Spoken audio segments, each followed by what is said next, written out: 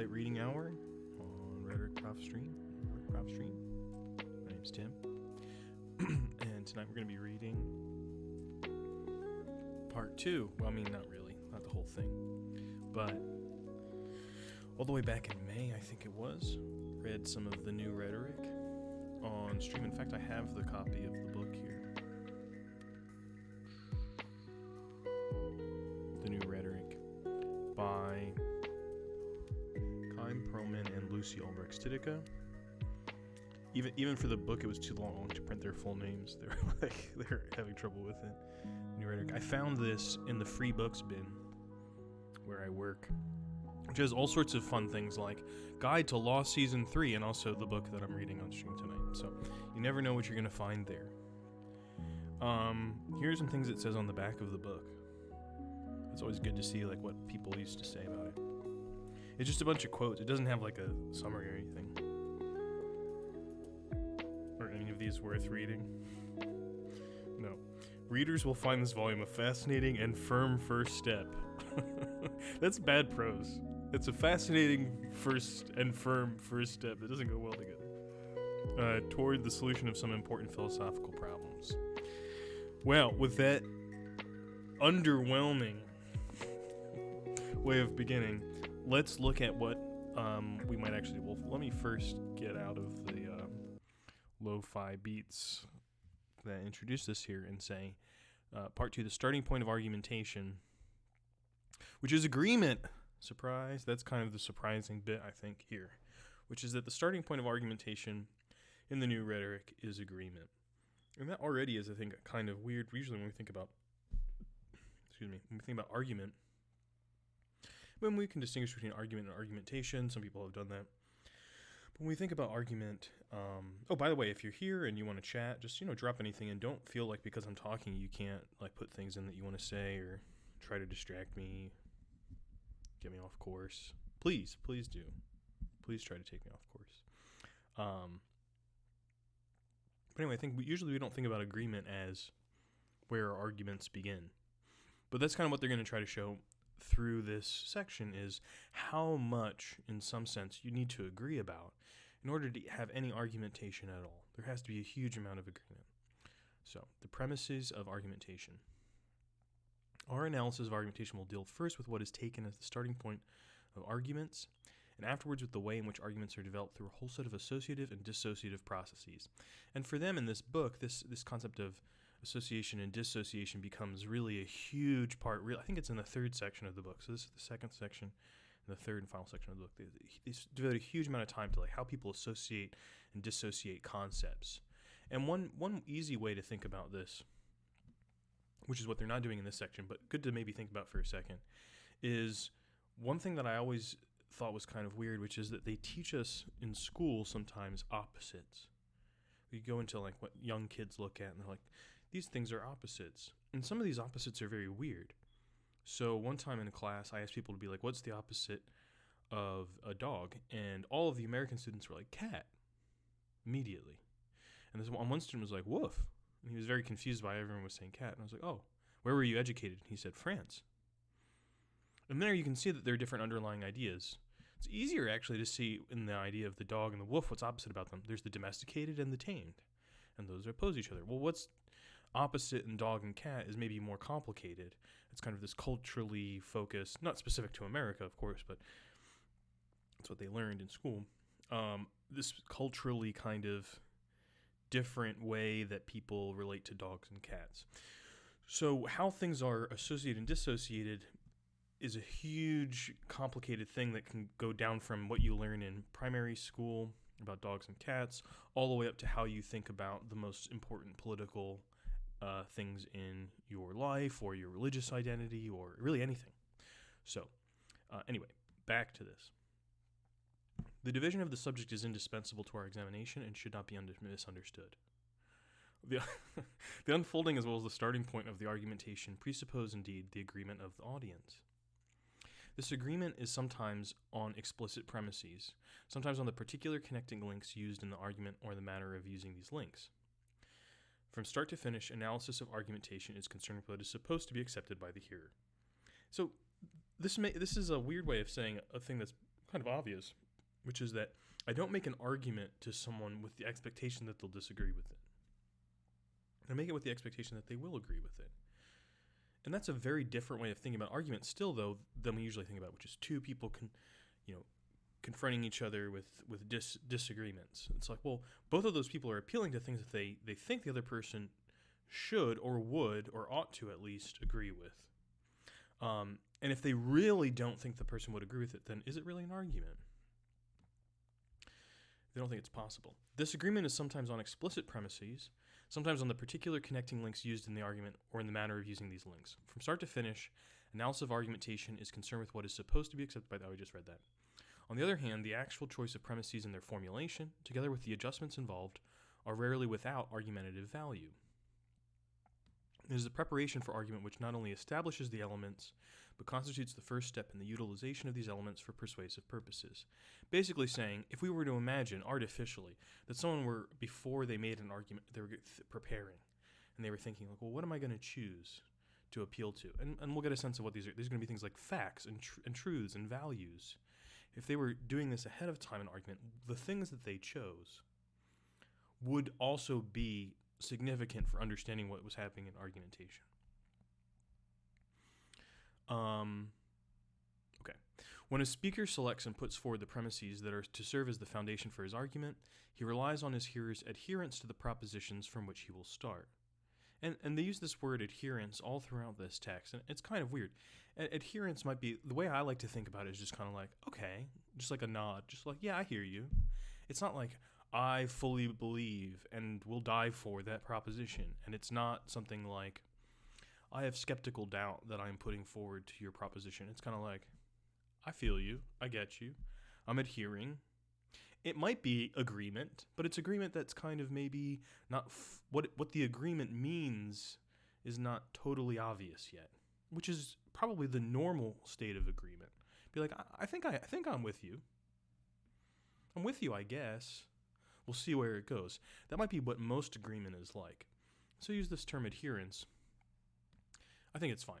His hearers may, however, refuse their adherence, either because they do not adhere to what the speaker presents to them as being accepted, or they may see that his choice of premises is one-sided, or they may be shocked by the tendentious way in which the premises were advanced. So let's go through each of those.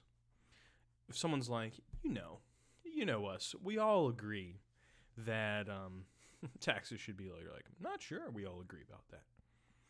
Or someone might say, we all think that taxes here should be low because we would rather pay less than more. Isn't that obvious? You're like, well, I mean, I guess that's true. I would rather pay less than more, but you're not really looking at the other side of the case. Or someone might say, I believe in the principles of the free market, and anyone who wants to raise my taxes is a fascist. You're like, okay, well, that's going a little far. I mean, I'm kind of on your side, but it's going a little far. So there might be different ways that people are kind of not adhering to what you're saying. Since the criticism of a single statement may bear on three different aspects, premises will be discussed in 3 chapters, devoted respectively to the agreement on the premises. So that's the one where they're like, yes, that's right, taxes should be low or not. The choice of the premises, like which things are relevant here, what are we even talking about, and the presentation of the premises. Okay. We're not going to read enough of the book that's going to matter, at least tonight, but that's what they're setting out for the book. This is a monumental work, so there's a lot of stuff that they have to do to just kind of point you to what's happening.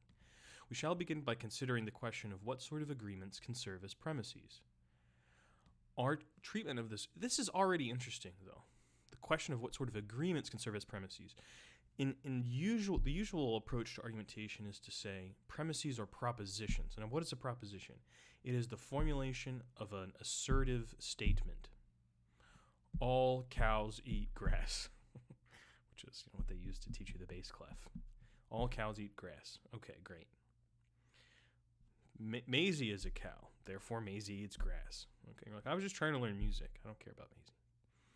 But here they're not interested in propositions as these kinds of statements uttered by no one. They're interested in people, actually in the world, in some world, maybe not our world, but in some world where there are actual agreements around these things. And so those things might actually not be propositional in form. They may not kind of look like sentences even. So we might formulate them that way. They might not be propositions every time. So thinking about them as agreements rather than propositions allows us to be kind of a little bit looser, but maybe also more truthful about how arguments usually go. Our treatment of this question will obviously not attempt to draw a complete list of everything capable of constituting an object of belief or adherence. We shall merely inquire into the types of objects of agreement that play different roles in the arguing process. We think it convenient to divide these objects of agreement into two classes. The first concerning the real, comprising facts, truths, and presumptions, and the other concerning preferable, comprising values, hierarchies, and lines of argument relating to the preferable. This is a surprisingly useful categorization. Rather than trying to determine and kind of endlessly go around in these arguments about, well, what is really true and what is false, and we kind of always immediately get into like bad philosophy when we're talking about argument. We just be like, well, what are people agreeing about what's real, and what are people agreeing about what's preferable? And that can help us sort out immediately what's happening in argument. And so if you happen to be in my class, you can use this in your argument analysis. Be like, what are the agreements in this argument happening that are real? Which ones are about the real, which ones about the preferable? Okay. What's being claimed to be a fact? What's being claimed to be a value? Basically. The conceptions people form of the real can vary widely, depending on the philosophical views that they profess. And philosophic here meaning like, really any kind of orientation is my philosophy is. However, everything in argumentation that is deemed to relate to the real is characterized by a claim to the validity vis-a-vis the universal audience. So, I actually noticed that in my last stream. I never really got to this part, but this is probably the more useful place to begin thinking about the universal audience than the actual passage where they explicitly introduce it. Because when they introduce it, they haven't told you what it's used for yet. And people get all sorts of weird ideas about it. I think this is a much better moment to actually think about the universal audience. Which is when I'm saying, well, it's a fact. It's obviously a fact that nobody would want to pay more taxes. I mean, why would anybody want that? No, it's a fact of economics that people, ceteris paribus, will always choose to pay less than more for the same thing. Obviously, it's a fact. It's a truth, whatever you want to call it. When I say that, even though I might be speaking to a particular audience, I'm imagining there what they're calling the universal audience of the kind of, like, anyone who is reasonable would accept what I'm saying as a truth or a fact. And that's really what the universal audience does. I don't think, there are many different interpretations of it, but I think honestly that is just what it means. Is that it's the thing that people are appealing to when they claim something as a fact or a truth. On the contrary, all that pertains to the preferable, that which determines our choices and does not conform to a pre-existent reality, will be connected with a specific viewpoint which is necessarily identified with some particular audience, though it may be a large one. It is open to anyone to question the merits of our scheme for classifying objects of agreement, but we think it difficult, without recourse to such a scheme, to attempt a technical analysis of argumentation as it actually occurs. So, look, we know it would be kind of silly to try to take all of these different kinds of things and say that there's anything that holds them together, but we're trying to do something here. Each audience will, of course, allow only a certain number of objects belonging to each of the various types. But objects of each type occur in the most varied kinds of argumentation. Further, these objects turn up also as types of objects of disagreement, that is, as points around which a dispute may arise. That's also kind of an interesting thing, which is like, the things that are objects of belief or objects of agreement are also potentially objects of disagreement. Now, there are things that we cannot disagree about because we couldn't even agree about them. They're just like, they don't appear, they don't appear in discourse as objects of belief or not, being like, they're not that kind of a thing. I can't even give you an example of what it is. If I was better prepared for this, maybe I could, but things that are objects of agreement or belief can also be objects of disagreement. Okay, obviously. Besides the question of agreements, we shall deal in this first chapter with considerations of two different orders. We will examine the state of the premises, either in view of special agreements that govern certain audiences, or in view of the state of the discussion.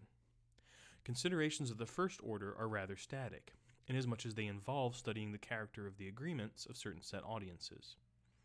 The others are of more dynamic nature, since they have to do with agreements that are linked to the progress of the discussion. Since we are concerned with premises, our interest in this dynamic process will focus on the speaker's effort to detect the explicit or implicit manifestations of an adherence on which he can depend.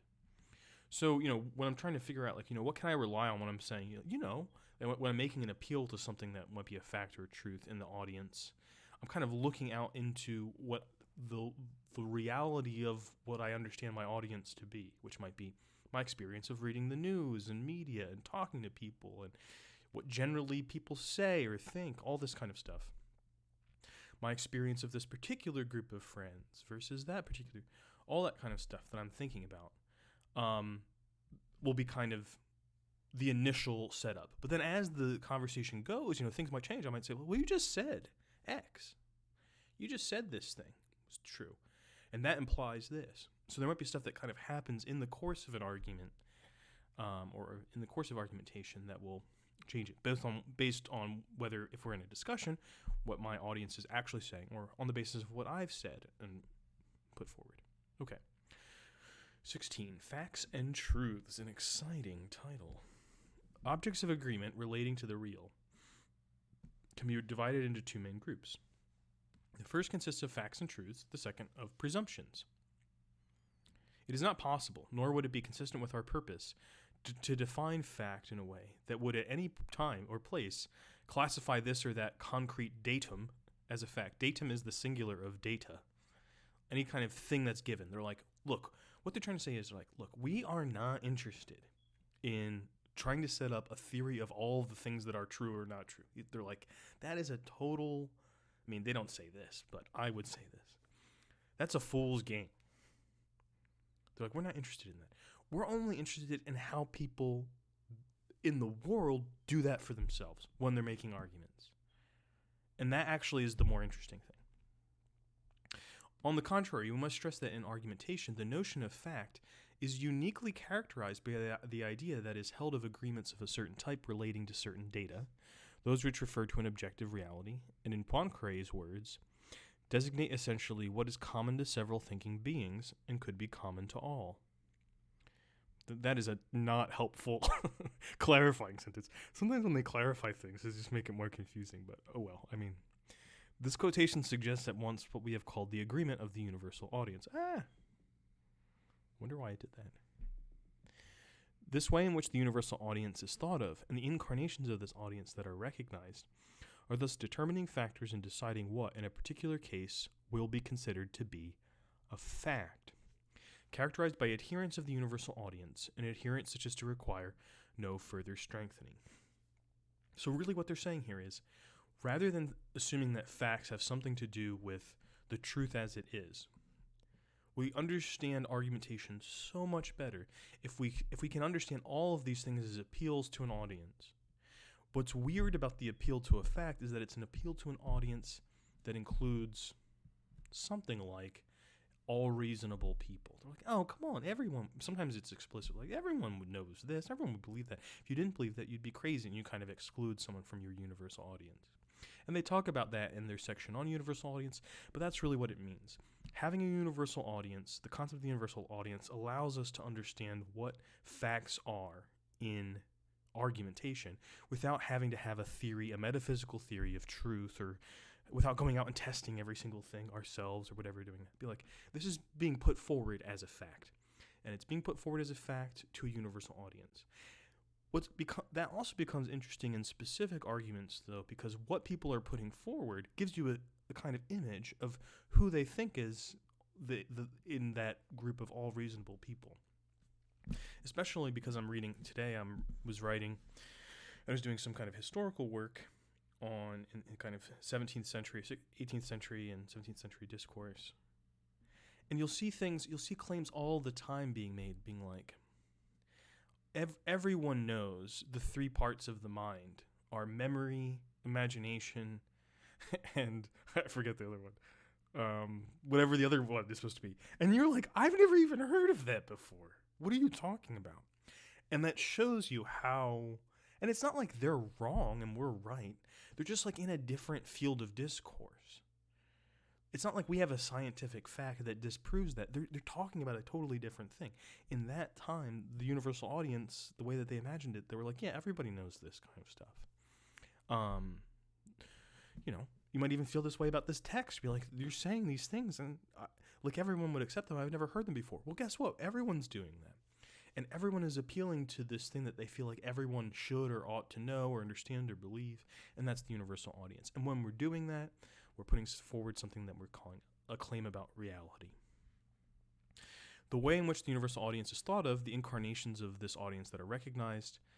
Okay, yeah, I read that part. Facts are withdrawn, at least for the time being, for argumentation, that is to say. There is no need to increase the intensity of the adherence or to generalize it, and it requires no justification.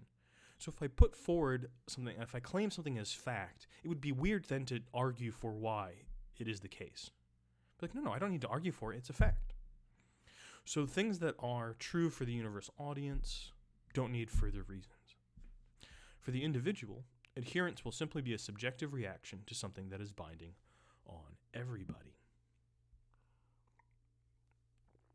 Hopefully this makes some sense.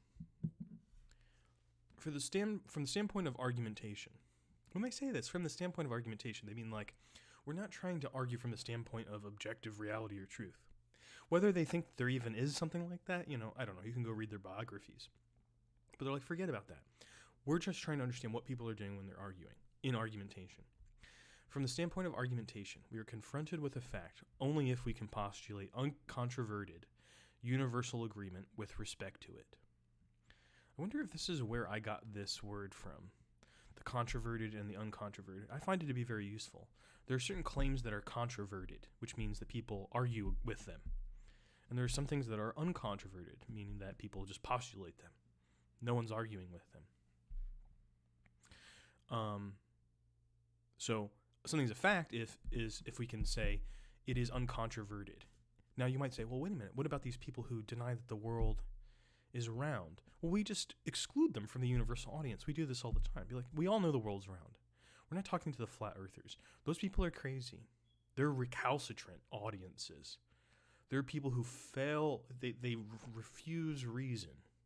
Now, we may recognize that there were times when it might have been reasonable not to believe the world was round, but today, no. We don't believe that. So we reject those people from the universal audience. Universal audience does not mean every single empirical human being. That's not what we mean when we appeal to fact. We know that there are people who disagree with what we think are facts. We're appealing to this special kind of category of people that is imagined. Okay, but it follows that no statement can be assured of definitively enjoying the status because the agreement can always be called in question later, and one of the parties to the debate may refuse to qualify his opponent's affirmation as a fact. Normally, there are thus two ways to which an event can lose the status of fact. Either doubts may have been raised within the audience to which it was presented, or the audience may have been expanded through the addition of new members who are recognized as having the ability to judge the event, and who will not grant that a fact is involved. So they're like, we're not going to be thinking about fact in terms of a particular argumentation. Something is no longer being treated as fact if it needs to be defended and challenged or argued for. You, individually, may still believe it to be a fact, but for the purpose of argumentation, which is intersubjective and between people, it's no longer being treated as a fact. Even though you might want to kind of have it return to that status, be like, look, we need to settle this. This is going to be something that we need to close down argument on this topic. Here are my reasons why. Accept them and let's move on. The latter process comes into play as soon as it can effectively be shown that the audience admitting the fact is only a particular audience and that its views are in opposition to those of an enlarged audience. We do not hope to find a criterion that enables us, under all circumstances and independently of the hearer's attitude, to affirm that something is a fact. Okay, that's just repeating what I've been saying many times. Nevertheless, we may recognize that there are certain conditions favoring this agreement, rendering the fact easily defensible in the face of an opponent's mistrust or ill will. This will be the case in particular when there is an agreement on conditions for verification, meaning how something becomes true. However, by the time such an agreement has to be brought into effective operation, argumentation is in full swing. A fact serving as a premise is an uncontroverted fact. Mere questioning of a statement is thus sufficient to destroy its privileged status. So in the kind of framework that they're building, even if I'm like, well, I'm not so sure about that, the thing is no longer a fact. You're like, wait a minute, can someone questioning it make it not true? They're like, look, again, we're not trying to establish that it's true scientifically or not. In terms of the argument, it is no longer a truth that is accepted by everyone. It is now in question. That's all that it means.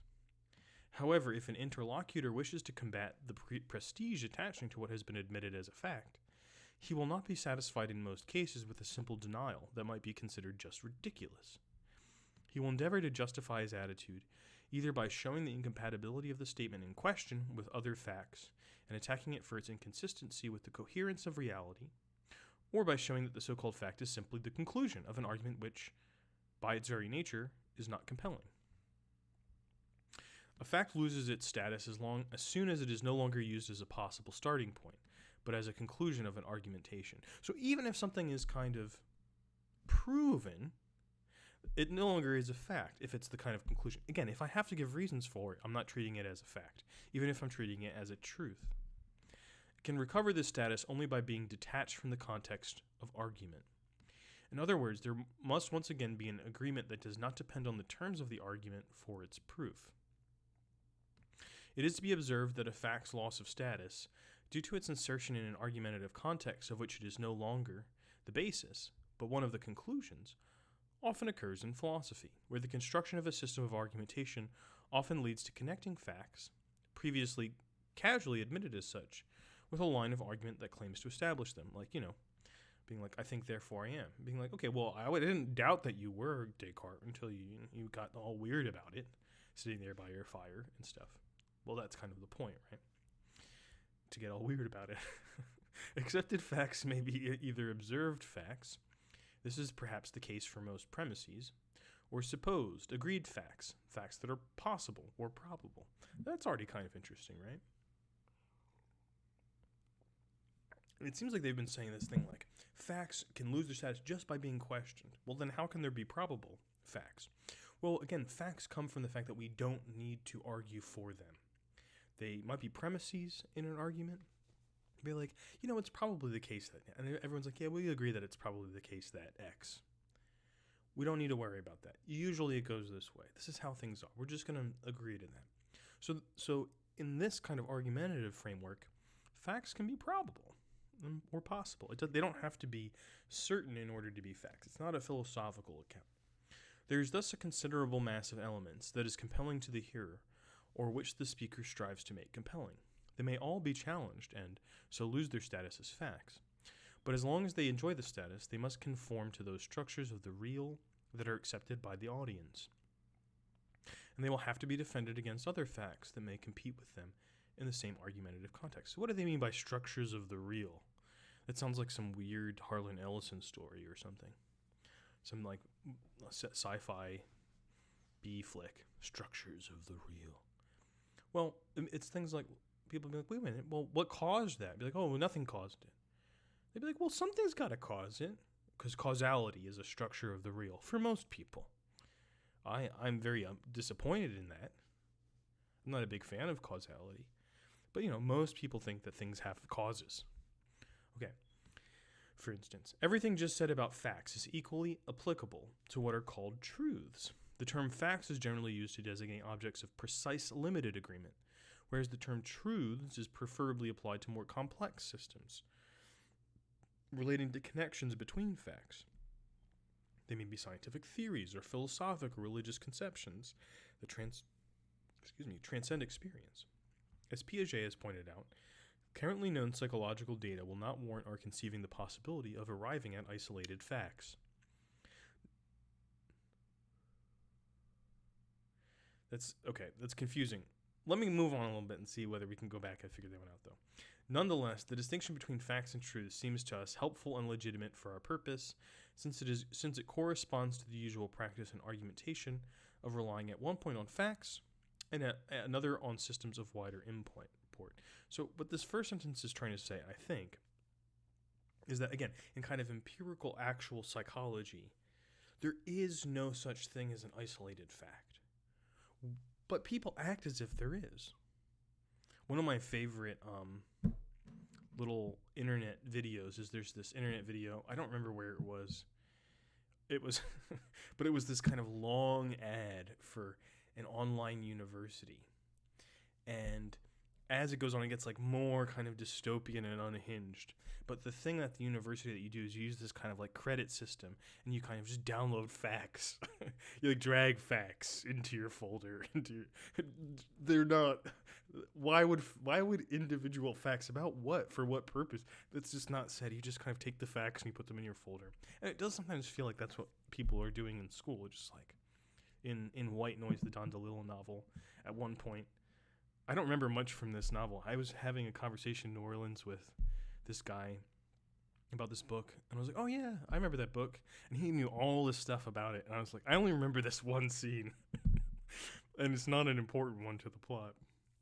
But there's a mom and a dad are driving, and they're like, no, kids, you have to go to school. It's important you go to school. And they're like, why? They're like, well, you have to learn you have to learn all the things. And they're like what? What do you remember?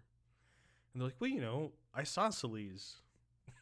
It's just these disconnected fragments of things that they kind of half remember from school. And their argument totally proves that school is totally useless. They're like, oh, I don't really know anything.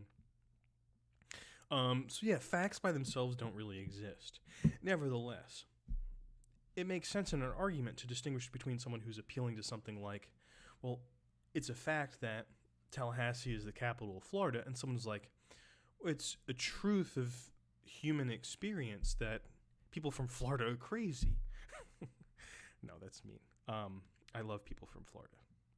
I have many dear people I know from Florida, and I'm thinking about them tonight, actually, very, very much. We have no desire to settle once and for all the philosophic problem of the relationship between facts and truths. This relationship characterizes the conceptions of various audiences. For some people, fact is opposed to theoretical truth as the contingent is to the necessary. Contingent just meaning like a thing that happens to be, but it could have been different, versus necessary. It had to be this way. They're like, well, that's the difference between facts and truths. And they're like, again, let's do philosophical. That's fine, but we don't care. It is also possible to conceive the relationship that the statement of a fact is the truth, that any truth enunciates a fact. So like, okay, any of these things are fine. Whatever floats your boat. When a primacy either of facts or of truths follows from the way in which the relationship is considered, facts and truths cannot be utilized on quite the same footing as a starting point in argumentation. Only one of the two is considered to have full agreement of the universal audience. It must be remembered, however, that the primacy of one over the other is usually invoked only when the two types of objects are confronted with each other. In everyday practice, on the other hand, facts and systems can both equally be considered as a starting point for argumentation. In most cases, facts and truths, scientific theories or religious truths, for instance, are used as separate objects of agreement, between which there are, however, connections that enable a transfer of the agreement to be made. Certainty of fact A, combined with belief in system S, leads to certainty of fact B. Okay, I'm going to have to give you an example here because the letters stuff, it's hard to take for many people. So let me give you an example. Certainty of fact A combined with belief in system S. Darwin wrote this book on orchids, which I think is kind of interesting. And I don't remember the name of the particular orchid, but he talks about this one orchid that has an extremely long stamen. So that's a fact. Certainty of that fact. We have the orchid, we can look at it, it has this long stamen. Belief in system S, evolution. He's like, well, evolution is a thing. That long stamen, there needs to be something that could go down that and pollinate it. Otherwise, the flower wouldn't exist. And he's like proving his theory of evolution, right? So he's like, okay, well, if you buy evolution, well, then there is certainly a certain fact that there is a moth with a really long proboscis that's, many inches long that could go down this long stamen.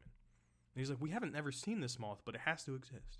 And it turns out later on they did find the moth. It did exist. There you go. So we can go from facts and theories back to a fact. The connection between A and B, instead of being regarded as established, may be only a probability. Darwin could have been like, it's probably the case. Given what we know, maybe. It will be admitted that the appearance of A entails, with a certain degree of probability, the appearance of B. When the degree of probability of B can be calculated in terms of facts and of a theory that are subject of unquestioned agreement, probability in question is the object of an agreement of exactly the same nature as the agreement concerning the definite fact. So if we really believed 100% in the theory of evolution, I don't even know if that's possible. Let's say that, and we have 80% belief in this thing about the orchid. Like, there's an 80% chance that there's an orchid with a long stamen. Then there's an 80% chance that there's a moth. Okay, that's the calculus there. Okay, I don't know why they even bothered saying this. This is why we treat agreements on the probability of events of a certain kind as equivalent to agreements on facts, insofar as agreements of the former kind involve probabilities that are calculable. I guess, I mean, maybe the reason they're saying this, or they're taking the time to say this, is that sometimes it's hard for people, philosophers, to be like, how is it possible that things in the future can be facts? Aristotle has this whole long section in his work that's actually kind of interesting. He has a work called On Interpretation. He's like, well, what if someone says there's a sea battle tomorrow? There will be a sea battle tomorrow. This is the famous example. Well, let's say that there is a one tomorrow. Was the statement true before the sea battle happened? Like, when does it become true? And this, for philosophers, create all sorts of weird headaches, and some of them are still worrying about it. And that's fine. You can worry about it. But there might be some slightly more serious, moments when we might really wonder about these things for practical reasons too, about what it means when someone, like, if something will probably happen, like with the weather, when people get really pissed off, like, the weatherman lies. He lied to me. That lady on the news said it was going to rain. It's like, no, they're always working off of probabilities. The probability of the weather, when we say there's a 40% chance that it will rain, is a practical fact. It is a fact that it will probably rain. Well, I guess 40% is not a good example. 80% chance, sure, let's say. It's a fact that it will probably rain, even though there's a chance that it won't. So that's kind of what it means. Because there's this whole theory of how we look at meteorology and the movement of various kind of weather systems that interposes between the facts that we know and the facts in the future, and so we can have probable facts. That's why they're bothering to say that. Kneebone. I love someone named Kneebone. It's good for you, buddy. You didn't change your name, you just stuck with it. You're like, you know what? Professor Kneebone, in the Proceedings of the Aristotelian Society, wrote a fascinating paper on induction and probability. Professor Kneebone, welcome. Let's go back to Kneebone. Kneebone quite rightly stresses, don't stress your Kneebone, in this connection that likelihood attaches to propositions, and especially to inductive conclusions, and hence is not a measurable quantity, whereas probability is a numerical relation between two propositions that apply to specific, well-defined, and simple data of an empirical nature. So here, they're just making a distinction between likelihood and probability. Like, probability, that's statistics. That's when you can calculate probabilities. But there's still likelihood, where you can be like, it's more likely that this will happen than not, but I don't really know how much more likely. It's funny because there's a whole kind of movement. It's kind of a self-help movement, I would say, of people who are very invested in a certain interpretation of statistics called Bayesianism. And I don't really have a dog in this race. But it's interesting to see there's a few of these people got very popular because they're like, well, look, you should do this for everything in your life. Because Bayes' interpretation of statistics is that it's based on kind of how much belief you should have for various kinds of propositions. So they're like, well, take anything in your life and see how much you believe in it. And then you can calculate it. And that's how you should make decisions. And the thing is, like, you can take likelihood and you can make it a kind of thing and be like, well, I believe that more than this, so I put an inequality sign between that. And I can do a bunch of, like, inequality maths on my beliefs. And I think people just feel like doing the maths is more serious than just deciding. So they're like, okay, that's her. So what was this one woman's name? Julia Geldof or something? Got very popular with this kind of stuff. And but what they're saying here is, like, just don't, probability is different from likelihood. So the domain of probability is, so you don't have to go calculate all your Bayesian system beliefs about, whether you should change your major or not. Just relax. Just make a decision, think about it, talk to people, be normal. The domain of probability is then connected with that of facts and truths, and it is in terms of these that it is characterized for each audience. Okay, so just a quick, where are we? We're talking about different kinds of agreements, right? There's agreements about the real. Oh, that wasn't that section. There's agreements about the real and agreements about the preferable. We're still in agreements about the real. Facts and truths are both kinds of agreements about the real, and so are presumptions, but they're going to make a distinction here about presumptions. We haven't even gotten to the agreements about preferences yet, but wait a minute, because they're coming up in section 18 with values. We're still in agreements about the real. In addition to admitting facts and truths, all audiences admit presumptions. But although presumptions also enjoy universal agreement, again, for them, a universal agreement is the agreement of the universal audience, not the empirical universal agreement. Adherence to them falls short of being maximum. And hearers expect their adherence to be reinforced at a given moment by other elements. In fact, those who admit a presumption ordinarily reckon on this reinforcement. So if I'm arguing something that is a fact and I start to give reasons for it, people will think it's weird. They're like, why are you even bothering to do that? It's a fact. We already accept it. Presumptions are things that we accept. We're like, we accept it, yeah, but, tell us why. Remind us why. Why do we believe this? I need a little help. Preliminary argumentation may strive to establish the existence of certain presumptions, just as it may strive to show an audience that it is faced with a fact. I mean, people don't even strive to show audiences that they're faced with a fact anymore. They're just like, it is a fact. They claim it and they move away. They move on. And anybody who doesn't accept it is stupid.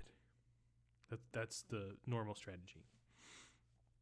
Very effective. But as it's super effective. Or what's the Pokemon thing? It's hyper effective. Super effective. But as it is in the very nature of presumptions to be reinforced, an important distinction must be made. Whereas there is always a risk that justification of a fact will lessen its status, this is not true of presumptions. In order to preserve their status, there is accordingly no need to detach them from a possible preliminary argumentation. However, in most cases, presumptions are admitted straight away as a starting point for argumentation. We shall see even that certain presumptions can be imposed upon audiences governed by conventions. Use of presumptions yields statements whose likelihood is not derived from a calculation based on factual data, and could not be so derived even if the calculation were perfected. It is true, of course, that the boundary between likelihood and probability that can be calculated, at least theoretically, may vary with different philosophic conceptions, like the people who are like, Bayesianize your life. Everything is probability. Do it all. And also people who are like, I don't know, bro. Gravity's like, I'm kind of halfway on gravity. It could be either way. I went to Amsterdam. But in order to reduce statements resulting from presumptions to statements with calculable probability, it would, in any case, be necessary to change the formulation and the scope of the argument. Let us mention some common presumptions. Thank you. The presumption that the quality of an act reveals the quality of the person responsible for it. So what would that mean? Being like, there's one that came up recently, which was in this chess cheating scandal with Hans Niemann and Magnus Carlsen. And Magnus Carlsen sort of accused Hans Niemann. He didn't come out explicit. He basically did come out and say it. And then Hans Niemann admitted that he had cheated as a younger man when he was playing online at chess.com. And a lot of the arguments of the people against him were like, well, once a cheater, always a cheater. If you cheat, if you do the act, the quality of the act, cheating, it reveals the quality of the person. Cheater, you are now cheater. That is a presumption, right? The presumption of natural trustfulness, by which our first reaction is to accept what someone tells us as being true, which is accepted as long and insofar as we have no cause for distrust. We're like, well, I wouldn't presume to think the young lady was telling a lie until I have some evidence for. Though, of course, that's not always the case. We sometimes do presume. Some people presume everyone's lying. That's what Leopardi suggested. I don't know why I'm saying that, but he has this whole, in his Zibaldone. Yeah, he's a very sad guy. He's this great Italian poet. He's like, it's always a mistake to trust people. He's like, it's always a mistake. So that was his presumption, went in the other direction. The presumption of interest leading us to conclude that any statement brought to our knowledge is supposed to be of interest to us. And the presumption concerning the sensible character of any human action. Be like, well, what was the reason they did it? Be like, well, why do you think there's a reason? Be like, well, what do you mean? I mean, everybody does things for motives, right? When I'm watching a lot of Columbo, and which is embarrassing to admit, maybe. Actually, I really like Columbo. I'll defend Columbo's quality against anybody. And means, motive, and opportunity. You always have to prove these three things in every, I don't know, in crime stories. It's not really true in the legal system, but means, motive, and opportunity. And he's like, means, we have the means, we have the opportunity, but we don't have the motive. And the motive is like, well, I mean, why does it matter? The guy killed him. Who cares why he did it? But juries will need the motive. They need to know why things happened. So those are examples of presumptions. They're not exactly facts. They're not really truths. They're things that are like, well, that seems to be the way things are. But, give us more, remind us. We're going to need that backed up as the argument goes. In each particular instance, presumptions are connected with what is normal and likely. That's actually they should have led with this.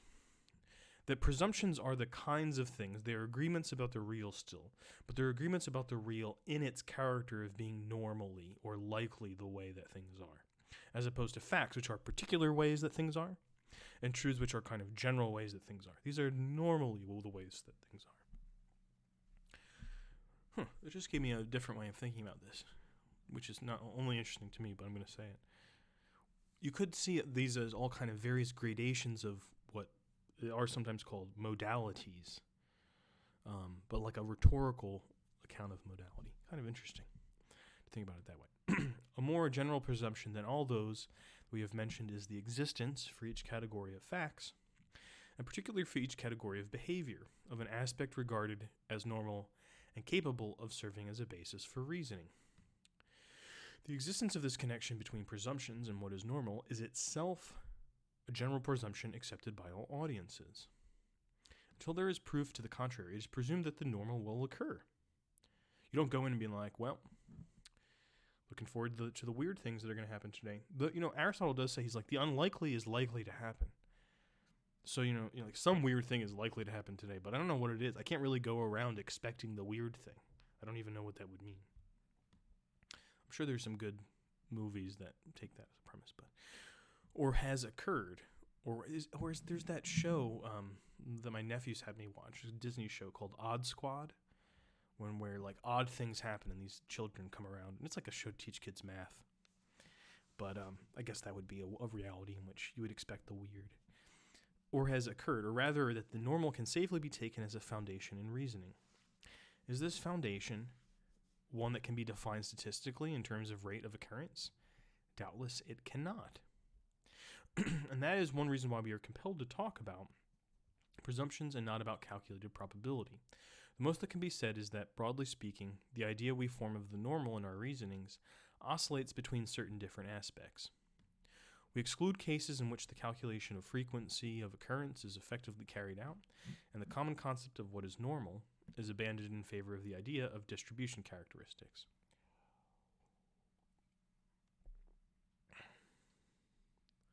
I'm not even sure I understand what they're talking about here. We exclude cases in which the calculation of frequency of occurrence is effectively carried out.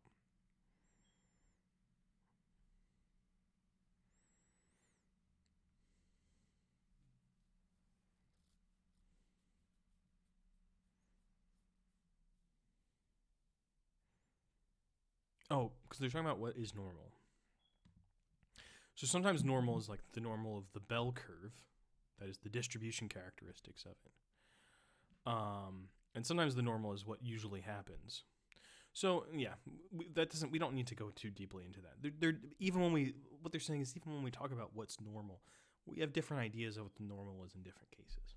Okay, so what normally happens, meaning people are not normally 6'2", but if you see a 6'2" person, you're not going to be like, that's so crazy.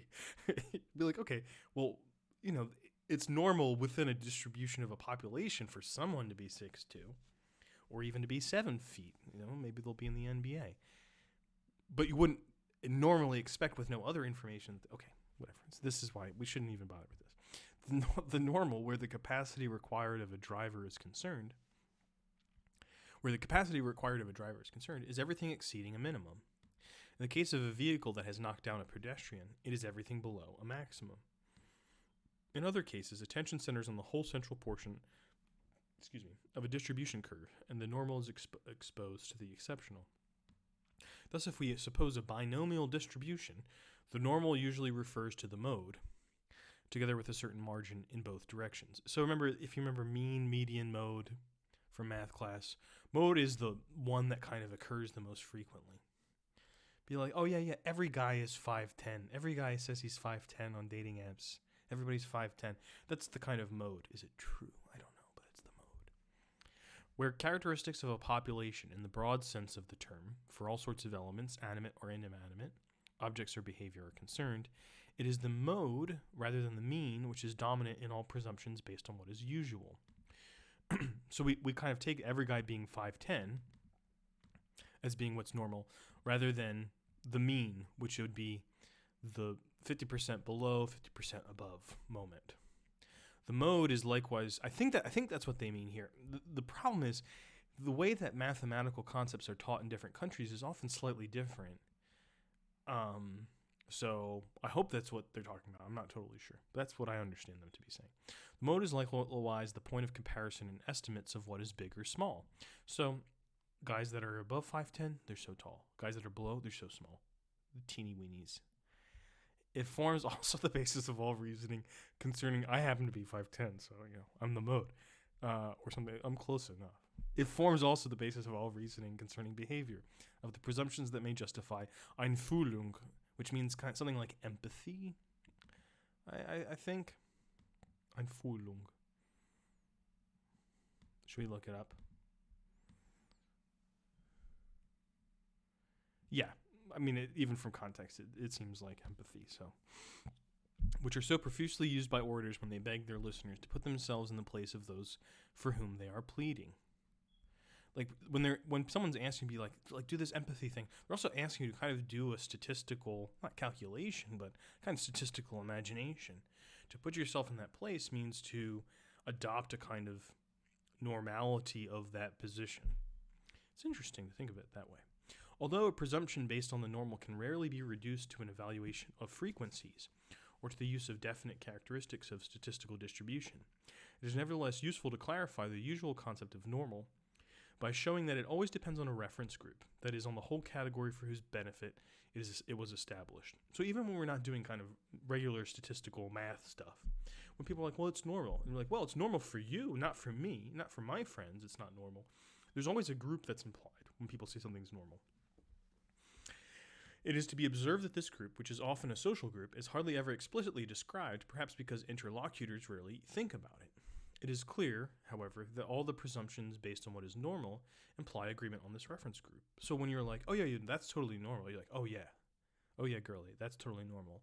We're imagining the same group to the point that we don't even have to mention it. It's totally normal. That's so normal. That's so we agree upon the reference group. In most cases, this group is highly unstable. Indeed, if certain individuals diverge in behavior from what is regarded as normal, their conduct may modify the norm. Statistically, we may say it may modify the mean. So, okay, well, let's scale a little further before we try to give examples. But if a person deviates beyond certain limits, he will be excluded from the group, and thus the reference group will be modified. I wonder if that's even the right way to put it. Be like, the reference group won't be modified. The reference group will just exclude the person. But it depends. I think it could go either way. It could be over a certain amount of time, like the neighborhood changes. And what that neighborhood means to people is based on that social change. Be like, it's gentrified now. Be like, oh yeah, it's different now over there in that neighborhood. Fishtown, not like when I grew up. It's different. But it also might be like, someone be like, there's no true Scotsman would ever deny, that's the name of the fallacy, no true Scotsman, but I don't have any kind of enough impressions about Scottish people to know, like, what they would think that one of their own would never do. So I don't really know why it's always Scotsman that we go to, but the individual will be considered mad and be excluded from the community, or he will be regarded as too ill-bred to be admitted to the company of respectable people. The following dialogue seems to involve an exclusion of this kind. You, sir, said Bloch, turning to Monsieur d'Agincourt, to whom he had been made known with the rest of the party on that gentleman's arrival. You are a Dreyfusard, of course. They're all abroad. Okay, sure, just a casual reference to this. So this makes a lot more sense in the French context, but okay, we need a little history lesson. This is a worthwhile thing, though, to talk about. There was something called the Dreyfus Affair, and there was an officer in the French army who was Jewish, and to make a very long story short, he was kind of accused of certain things about, being disloyal, blah, blah, blah, blah. But it was kind of very obvious that had to do with his being a Jew. There was something kind of fishy about this whole thing. And so Émile Zola, and some other intellectuals and writers, Émile Zola most famously wrote a pamphlet called J'accuse. And he was like, no, he was on the side of Dreyfus and defended him against these charges. And this split the French politics for a long time. I mean, in some sense, in a weird way, you could even say, even today, I mean, not people aren't today like, I'm a Dreyfusard or anything, but the kind of aftershocks of this event have profoundly changed the French intellectual kind of sphere. So to say that someone's a Dreyfusard, or I don't know what they would call the other side, just an anti-Semite maybe, you are a Dreyfusard, of course. They all are abroad. It is a question that concerns only the French themselves, don't you think? Replied Monsieur d'Agincourt, with that peculiar form of insolence which consists in ascribing to the other person an opinion which one must, obviously, know that he does not hold, since he has just expressed one directly its opposite.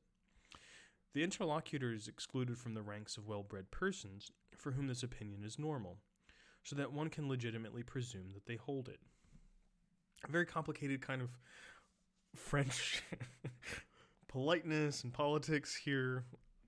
I can't make it any simpler than I've already tried, I don't think, tonight anyway, so good luck. The reference group, besides being unstable, may be considered in different ways. Sometimes one thinks of the real or fictitious group acting in a certain manner, sometimes of the common opinion held with respect to those who act in this way, or of the opinion of those regarded as spokesmen for this common opinion. It'd be like, oh yeah, people in my class were doing this the other day. They're like, oh, the Andrew Tate people.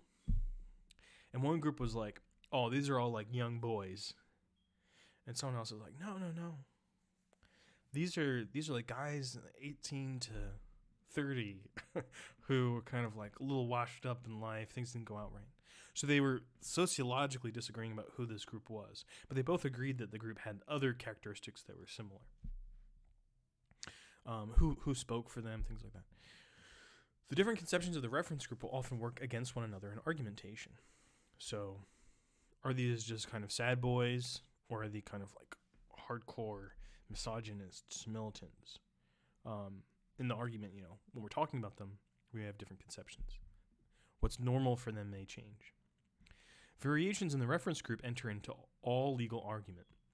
The long-standing opposition between argument from the motives of the crime and the argument from the conduct of the accused corresponds to two different reference groups. The reference group relating to motives is wider. That relating to conduct is more specific in the sense that the presumptions are derived from what is normal for men who, all their life, have behaved like the accused. Be like, for a criminal, this man's not so bad. But those kind of arguments are made. In general, any addition to the available information may bring about a change in the reference group and thereby modify our conception of what is extraordinary or shocking. It will often be the task of the speaker to promote such a modification by communicating fresh information. When counsel for the accused urges extenuating circumstances, he is suggesting a change in the reference group. Thenceforth, the presumed behavior will serve as a criterion for judging the defendant, will be the normal behavior of this new reference group. So what they're saying is here, when someone's like, this young man, he grew up, he was naked his entire life. The only thing he could eat was potato chips. And he was hit on the head every day with a frying pan. For people of this kind, what can you expect otherwise than that they would try to marry a bear? I mean, that's very silly. I'm just trying to make it lighter because I feel like I've been noticing that in my classes, my examples are always extremely dark, and I'm trying to be a little lighter with some of the things, but it can be hard to find ones that aren't just totally fictional and made up because examples from law and crime and things like that often are pretty dark. Anyway, so there's a very simple one. A guy trying to marry a bear. Be like, well, for people in his circumstances, they're hit on the head with frying pans every day of their life. What else can you expect? We're changing the reference group from all of us, what was normal for us, and what's normal for people who get hit on the head in the frying pan all the time. Again, if the circle of our relationship is extended, natural gifts that seem to us extraordinary no longer appear so, because we shall have to occasion to encounter them more often. Conversely, a death among the inhabitants of a big city is an absolutely routine matter. But if it strikes the small circle of our acquaintances, we will find it extraordinary. Opposition between the two reference group enables some to be astonished that a mortal being should be dead, and others to be astonished by this astonishment. So the fact that there's crime in the police blotter is so everyday and mundane that it won't make any effect on you. But it happening on your street, it will affect you. Like, oh my God, I can't believe that happened here. And they're not making fun of this. They're just saying, like, this is observably how people react to these kinds of things. Since then, presumptions attached to the normal are an object of agreement, there must also be a subjacent agreement. Subjacent, that's a nice word. Subjacent. One level down. Agreement with reference to the reference group for this normal. So we both have to agree. We both agree on things that are true of whatever is normal in the argument we're talking about. What's normal for people whose heads are... I wish I picked a different example. I'm regretting this now. What's normal for young people? Okay. But also what we're imagining by young people. I mean, young people in America? It's very different if you're thinking about young people in Vietnam. Very different situation, etc. On the other hand, an astronomer such as Hoyle, who considers that there are exceedingly numerous habitable worlds, that means they're out there, can humorously remark that if our world were not habitable, we would be somewhere else. I used to think about this sometimes. I was like, I wonder why I was born as a human. I was like, what if I was born as a squirrel? I was like, would it be better or worse? Anyway, things like that. Often the very concepts used in argumentation assume that the normal is determined by one or more reference groups, without this being explicit. This is so, for instance, with the juridical concept of negligence. The concept of the different groups will emerge only from the discussions relating to this concept. What you ought to have done, what's normal for you to do is part of your duty. I don't know if this is the best place to bring up negligence, but they decided to bring it up here. Okay. To me, it seems more like that's part of the topic of like responsibility or agency or something, but I guess it works here too. Agreement based on the presumption of the normal is supposed to have the same order of validity for... Well, I guess it would be normal to be like, what would someone normally do when you're driving recklessly, when you kind of do negligence, or when someone's accused of negligence? You compare them to the normal person of that type. So what are drivers normally expected to do? What are parents normally expected to do? If you have failed to do that, you're negligent. Okay, that's what they mean. Agreement based on presumption of the normal is supposed to have the same order of validity for the universal audience as agreement upon established facts and upon truths, so that agreement on presumptions is often not easily distinguishable from agreement on facts. At a given moment, presumed facts are treated as equivalent to observed facts and can serve with equal authority as a premise for argument. This is only true, of course, until the presumption is subjected to discussion. There is thus a jump whereby the normal comes to coincide with something unique that happened only once and will never happen again. That's a very interesting observation. Because once you specify, like, well, when you say normal, what do you mean? And once you give an example, the example is no longer like the norm. You're like, well, what I mean is the normal distribution of the bell curve that I have brought forward. I mean, even that is going to be itself an example of one kind of population's distribution. So the normal can never appear The normal can never appear in the form of a fact in the way that they're describing it. It's very interesting. It is to be observed that by specifying it more in more detail, the conditions that must be satisfied by the members of the reference group, one might actually end up by reducing the group to a single individual.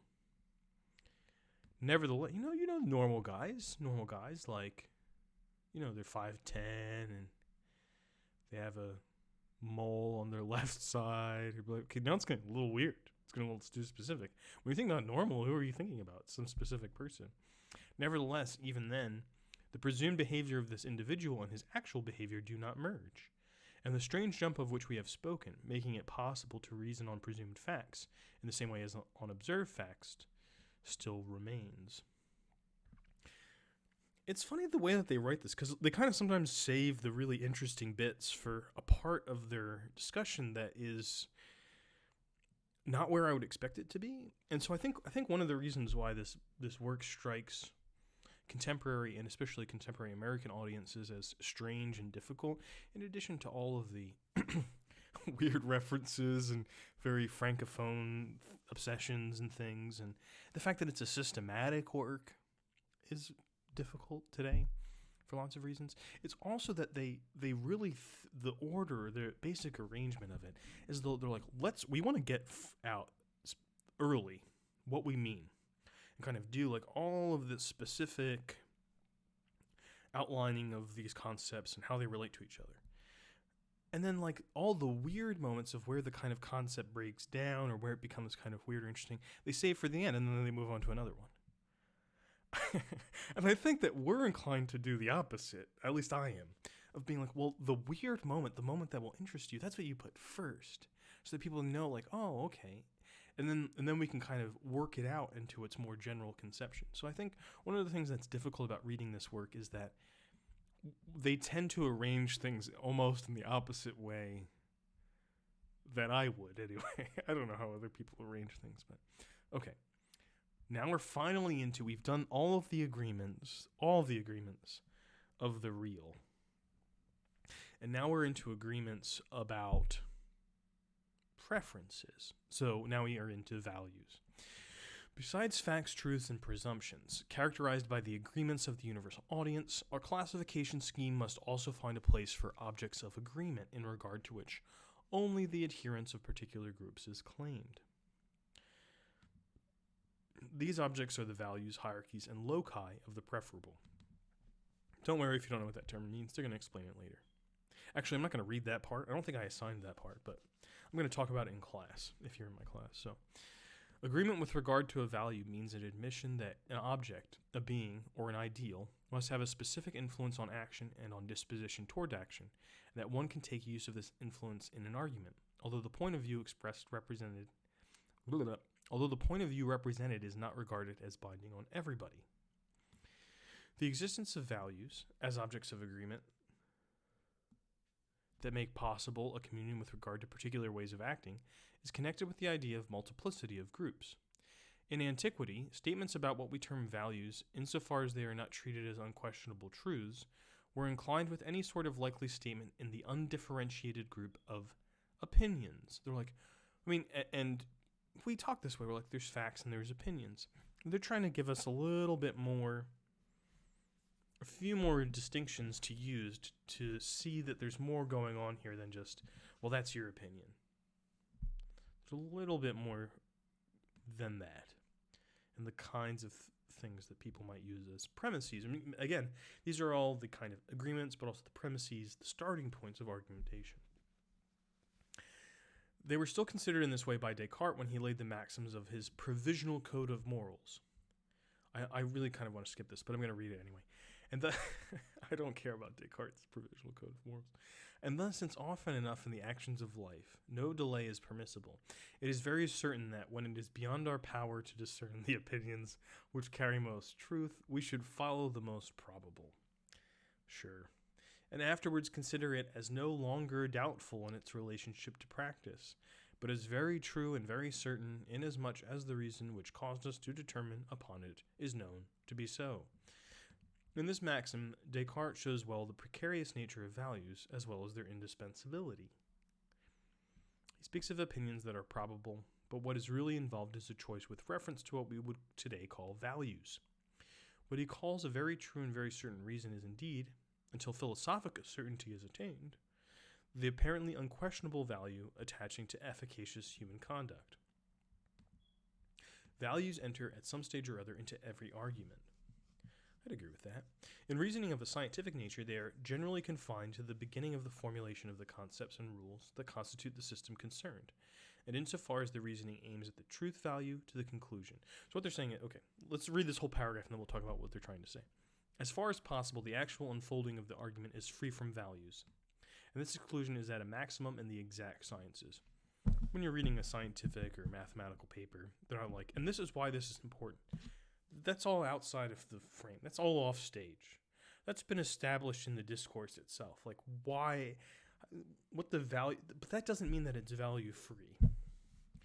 It doesn't mean that it has no values. It means that it doesn't have to kind of remind you of what its values are. It doesn't have to argue for them. It already happened. What's valuable is truth, or whatever it is. But in the fields of law, politics, and philosophy, values intervene as a basis for argument at all stages of the developments of the argument.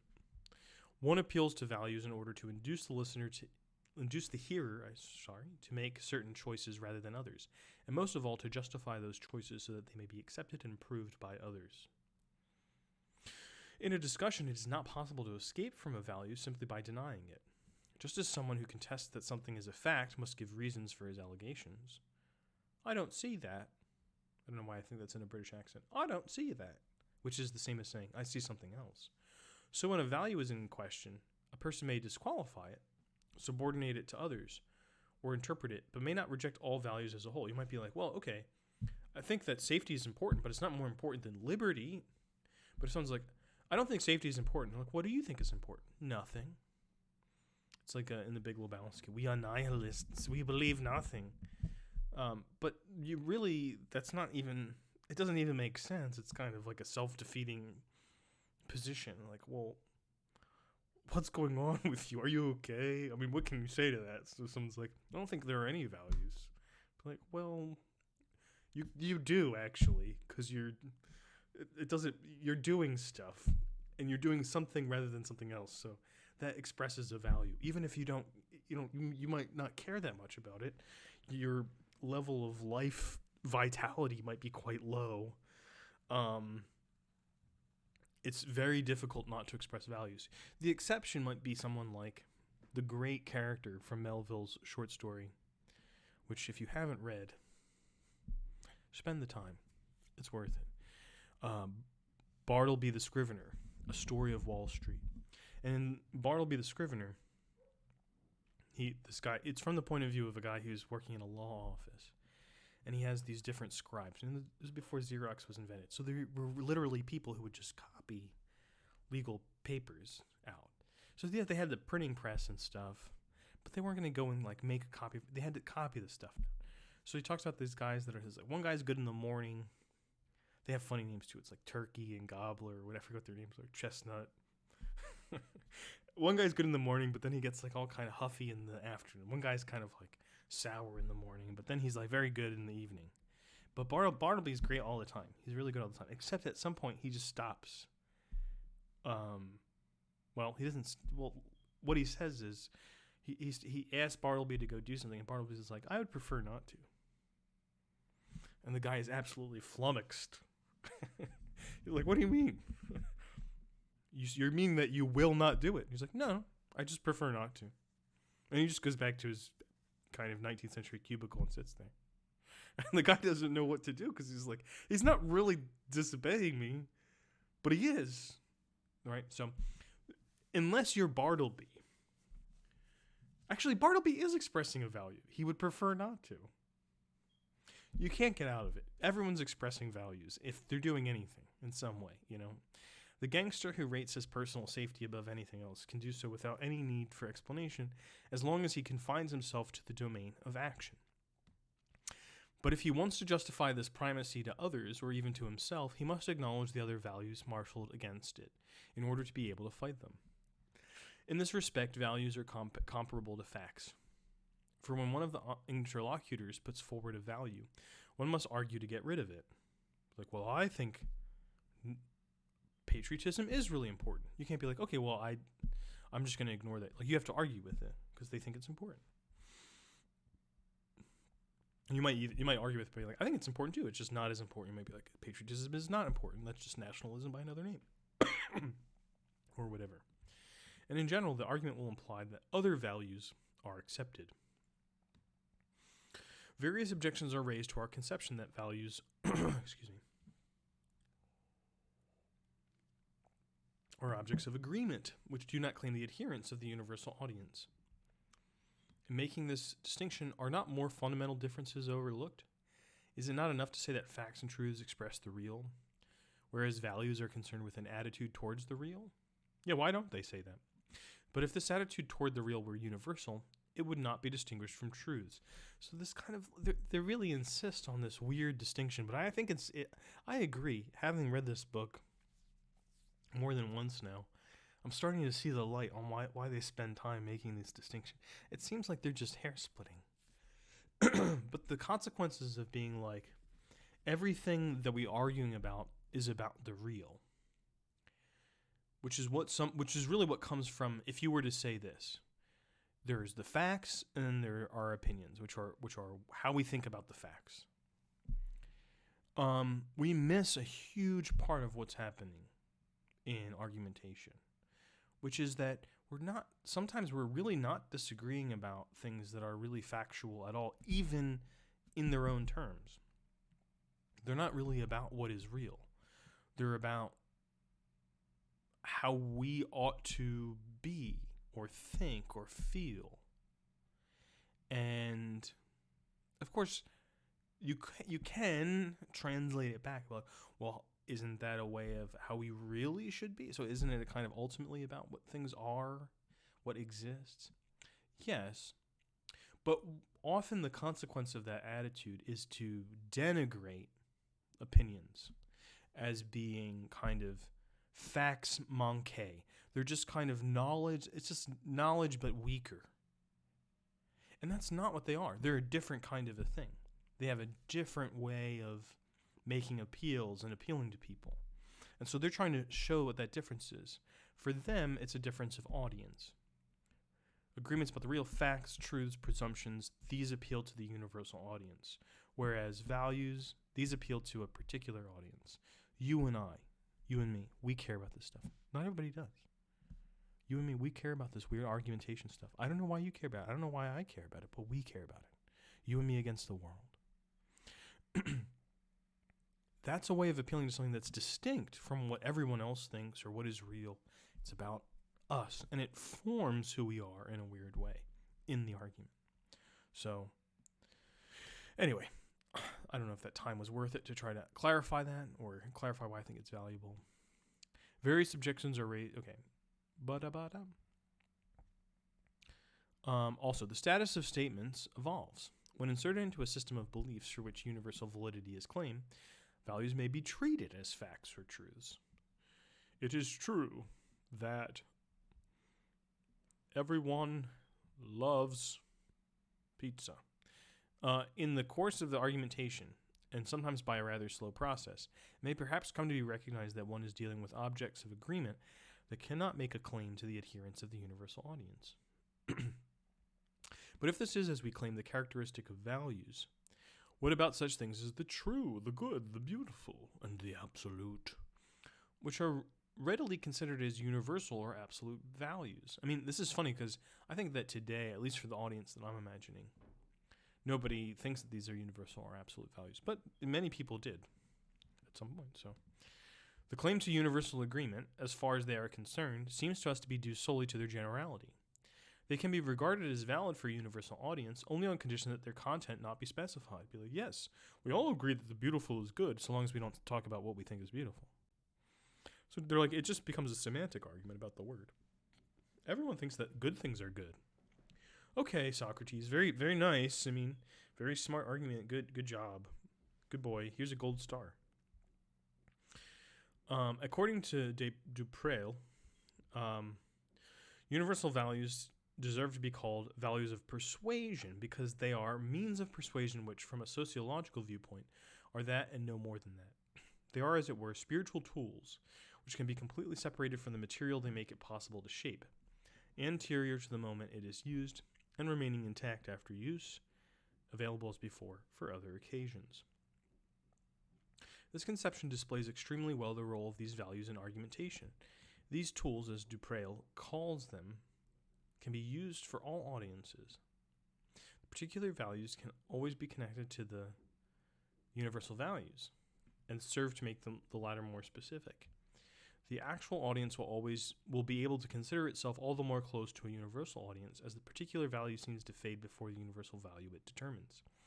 It is thus by virtue of their being vague that these values appear as universal values and lay claim to a status similar to that of facts. So it's just like, yeah, everybody agrees because it's so vague that it doesn't really mean very much.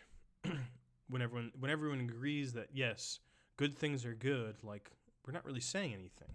So let's not get too excited about that. To the extent that they are precisely formulated, they are simply seen to conform to the aspirations of particular groups.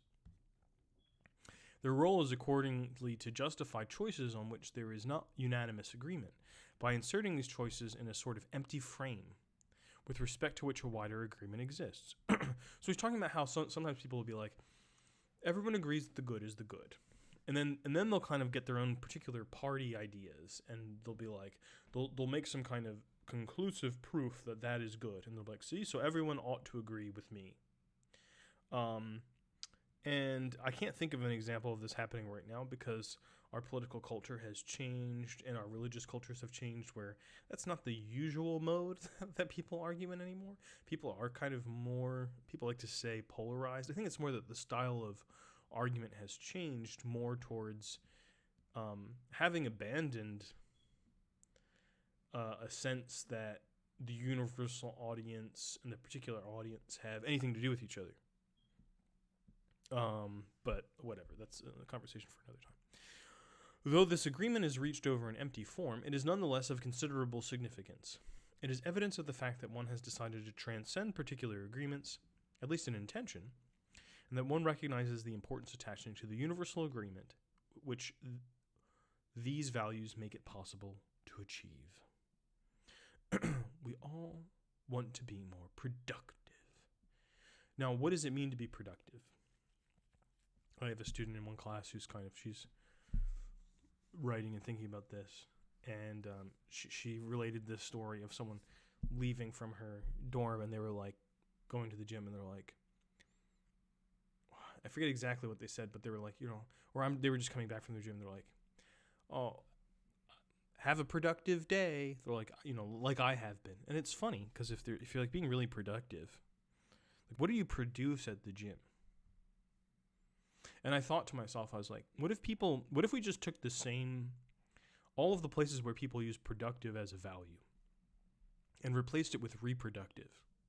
And I had a good laugh about this to myself. Have a reproductive day. Been like, we all need to I'm feeling really low because my reproductivity is down. Or I'm not feeling very reproductive today. I'm in a slump. It really, like, there is an image behind productivity of what you should be producing. What kinds of things. But it is pretty vague. So it allows us to have this weird agreement about the value of production and productivity because we never really specify it too much. But if you did, you'd start to see, maybe even for yourself, for your own values, be like, well, wait, what is that thing that's supposed to be being produced? Is any production good? I mean, no one would accept that. So then why do we accept this value? Because it secretly contains this other thing. And that's going to relate to what they say here about abstract and concrete values. I recently wrote a paper about this section, which I'm not sure I even like, but I've been thinking about this relationship between abstract and concrete values quite a bit.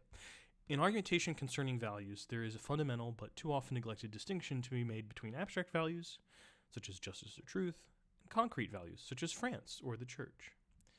A concrete value is one attaching to a living being, a specific group, or a particular object, considered as a unique entity. Like, I love this show. It's a value of mine. I love this particular show. I love I love beauty. That's not specific to any particular thing, etc. Now, that's the first way that they define it. It's actually not the most interesting one. So hold on. If you find that to be kind of itself vague and boring, then, read a little further. As I said, they tend to arrange things where they put what I think is the most boring version of what they're saying at the top. There is a close connection between the value attached to what is concrete and to what is unique.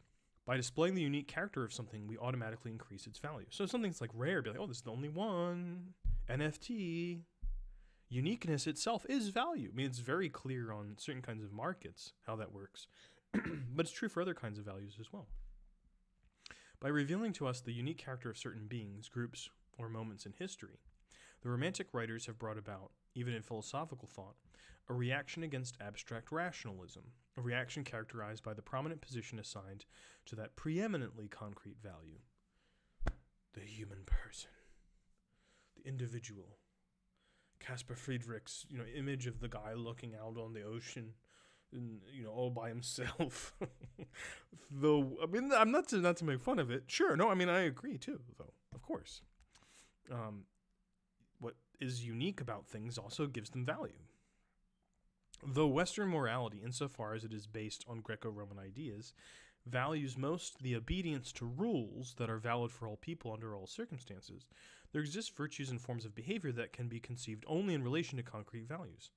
Such notions as obligation, fidelity, loyalty, solidarity, and discipline are all of this kind. Well, why? Because loyalty, you'd be like, well, I'm loyal to you and to the other side. I'm rooting for both teams. You can't, no. Loyalty means you got to be loyal to us. No. Dante made the ninth circle of hell, the sin that puts you in the lowest part of hell. Though weirdly, it ends up being the highest because you climb out of Satan's legs into the next thing. Is the traitor. There's nothing worse than being a traitor. Terrible to be a traitor. But it kind of, it matters what you're a traitor to. So it's got to be specific. Likewise, Confucius's 5 universally binding obligations between rulers and ruled, father and son, husband and wife, older brother and younger brother. This one I always found a little confusing. I was like, what if there isn't one? Friend and friend reflect the importance attached to personal relations among beings who constitute concrete values for one another. Whatever the dominant values may be in cultural milieu, the life of the mind cannot avoid relying on abstract values as well as concrete ones. It seems that there have always been people who attach more importance to one set than to the other. Perhaps they form characterial families. I really don't like this idea. This is like, there's a lot of pop psychology based around this now of like, conservatives' brains are more about loyalty and concrete values. Liberals' brains are more about universal values. There's a lot of people that have made this kind of argument, and here they're just dipping their toe in it. But I don't really like it. I don't think that's the way to go. That's not what's interesting about this to me, anyway. In any case, their distinctive trait would not be complete neglect of values of one kind, but subordination of these values to those of the other. We may contrast Erasmus, who preferred an unjust peace to a just war, with the man who rated the abstract value of truth higher than Plato's friendship. So Erasmus, he's into the concrete values. He's like, look, I mean, in the abstract, I'd obviously prefer peace to war, but, wait a minute, did I get this right? Preferred an unjust peace. Yeah.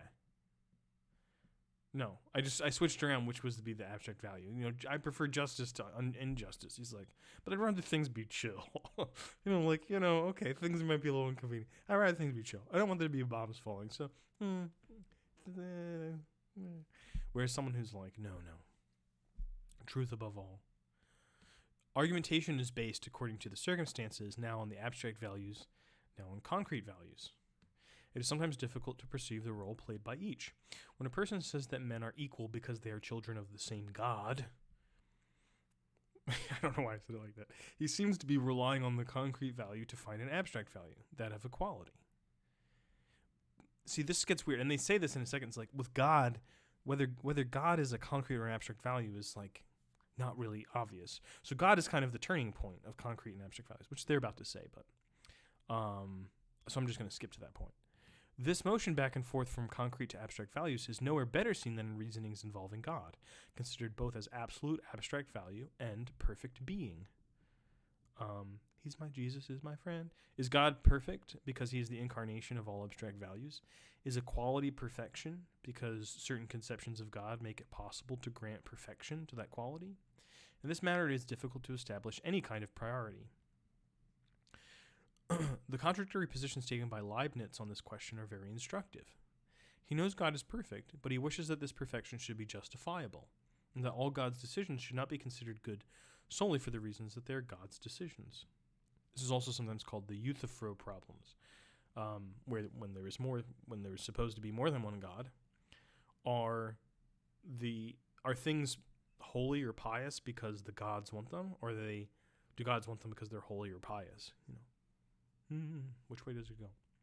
The universality of the principle of sufficient reason requires that there be a sufficient reason or conformity to a rule justifying God's choice. On the other hand, belief in the perfection of God precedes any proof that Leibniz may be able to provide, and is the starting point for his theology.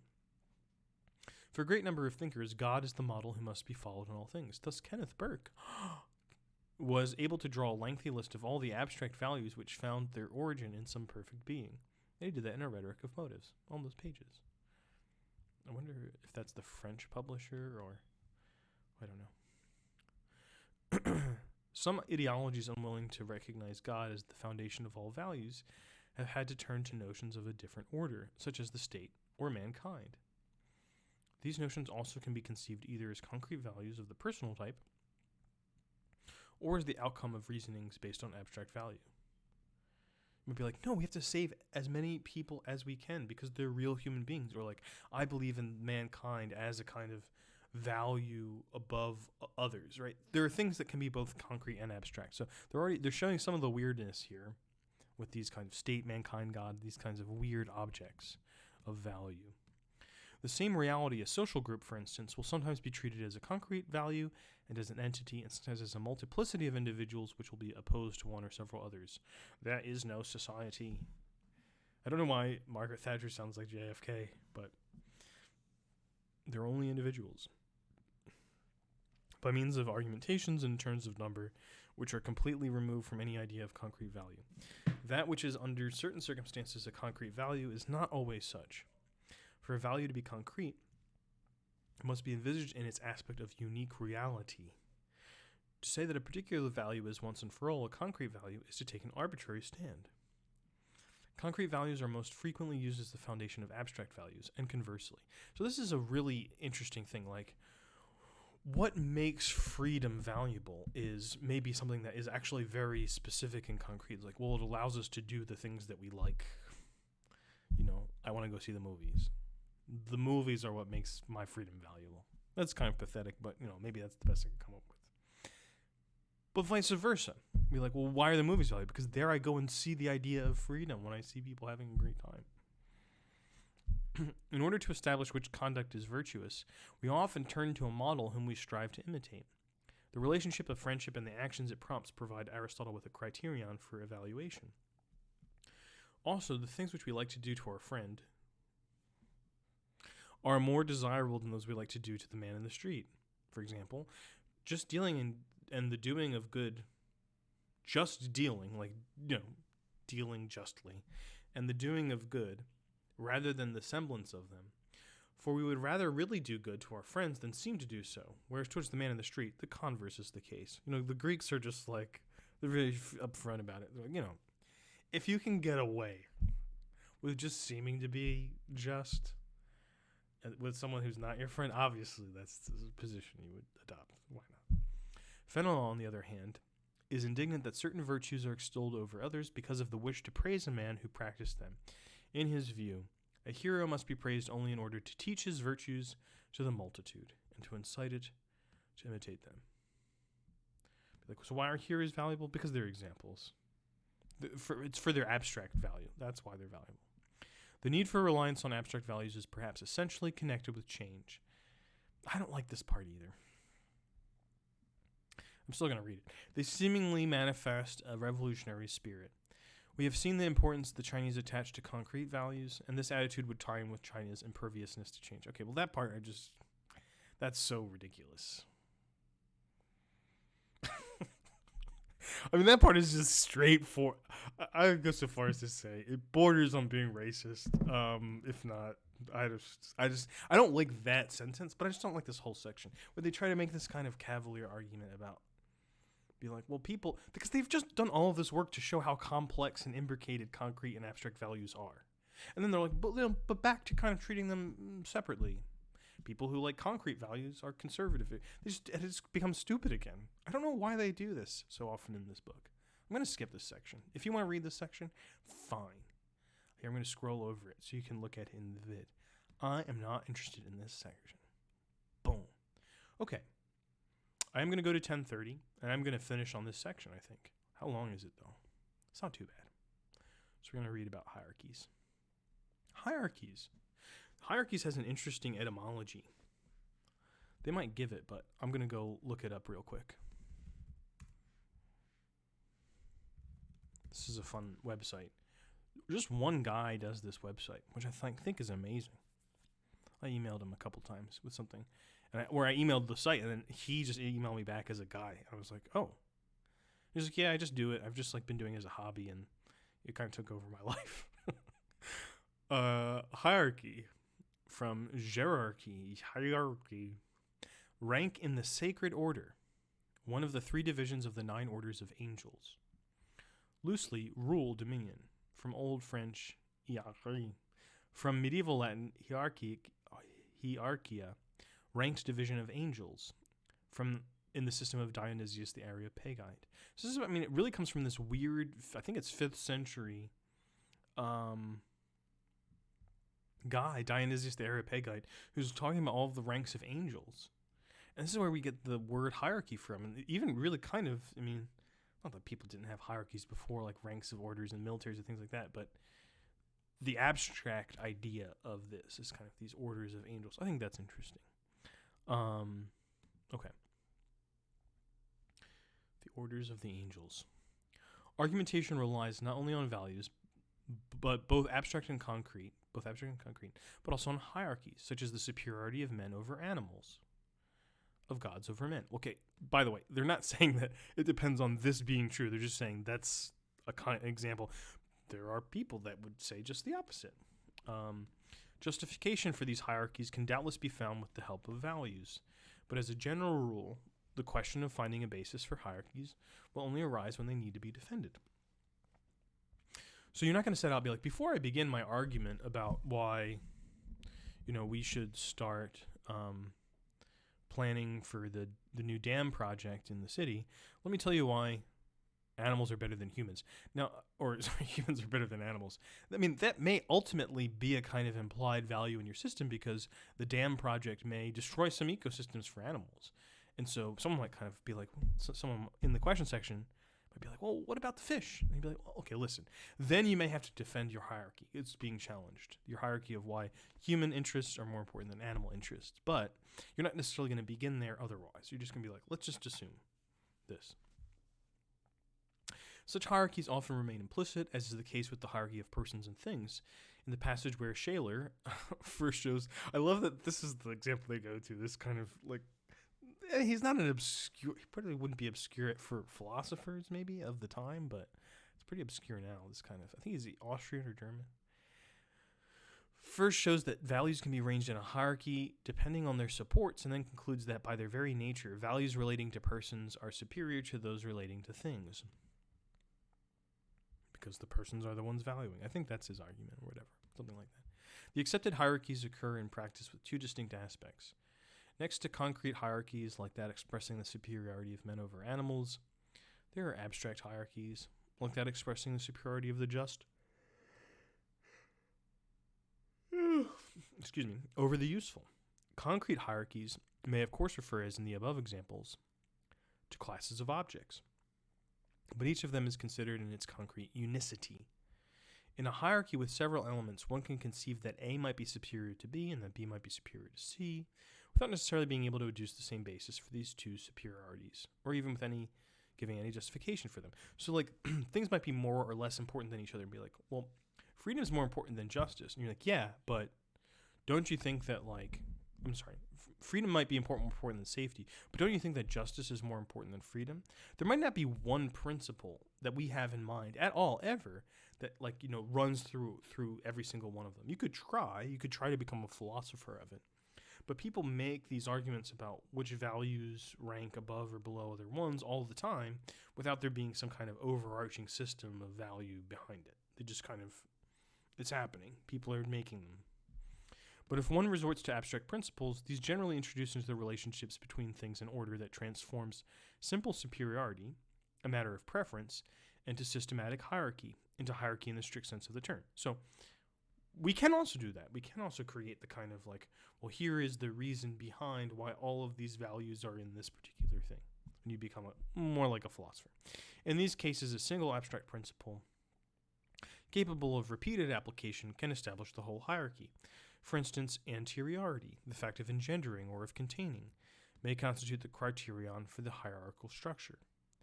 That's a hard one to parse, but it is one that does come up a lot where people will be like, well,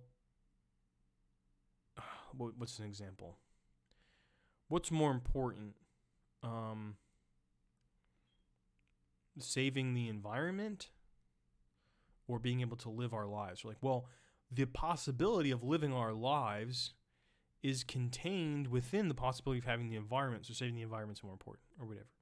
Something like that is a kind of common principle that people will go to. That can structure the hierarchy in the way that they're imagining it. A hierarchy of this kind is clearly distinguishable from the merely preferable in that it assures an ordering of everything subject to its governing principle.